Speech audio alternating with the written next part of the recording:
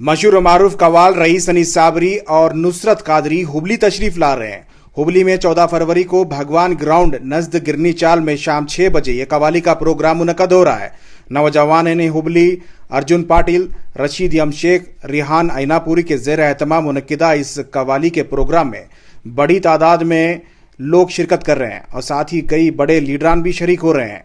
इस प्रोग्राम में मेहमान खुसूसी के तौर पर रियासती वजीर ज़मीर अहमद खान और काउंसिल के chief whip MLC Salim Ahmed शरीक हो रहे हैं। साथ ही कर्नाटक स्टेट वक्फ बोर्ड के चेयरमैन डॉक्टर सैयद अलीउल हुसैनी और नीलंगा दरगाह के सज्जादा नशीन सैयद हैदर वली और कांग्रेस लीडर अनिल कुमार पाटिल, सैयद ताजुद्दीन कादरी और कई अहम लीडरान इसमें शरीक हो रहे हैं। ये प्रोग्राम बहुत ही बड़े पैमाने पर मुनक्कद हो रहा है।